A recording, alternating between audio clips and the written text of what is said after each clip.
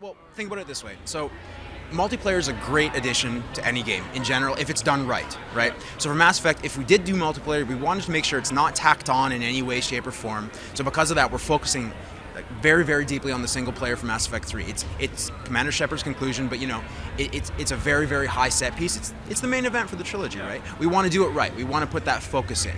So because of that, single player is our focus. Okay. We've basically deepened this for Mass Effect 2 quite considerably. The character progression is a one of choosing your powers for your squad members, choosing your powers for Shepard. It's a very highly customizable experience. So again, your Shepard is your own, right?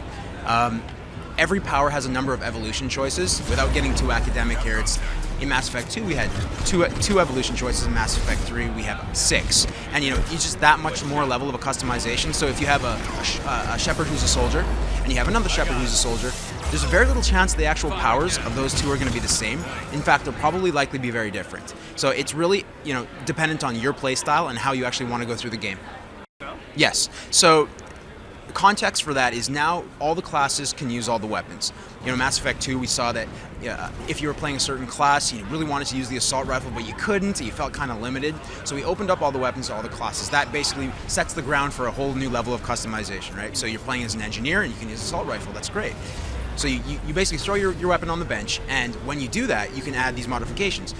Each weapon has a different number of slots, which is completely as par for the course. And you get these modifications throughout the galaxy at different places. You might win some, you might get them in the economy, wherever.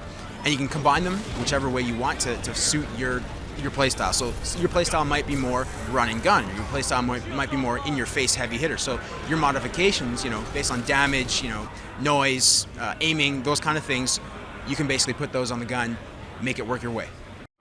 So that was kind of two questions and stuff. So the Normandy is almost like a character for us. It's very representative of what we feel Mass Effect is. It's free, it's stealthy. At the same time, it represents something.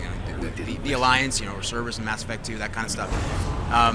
So you will be able to use the Normandy. It will be kind of like your home, like it was last time. Your squad members will hang out there. It'll be sort of like it was then. In terms of mini games and stuff like that, the context for which those mini games came through was the idea of exploration. So in Mass Effect, the idea of exploration is always key to us. We don't want to keep you on a linear path through the galaxy. We want you to be able to go everywhere. In Mass Effect 1, we had that through exploration in Mass Effect 2. So we're still keeping that consistent. So exploration is important. You get to go to different worlds. You get to go to different places. But how you do that, the mechanics behind it, we're definitely changing it for Mass Effect 2.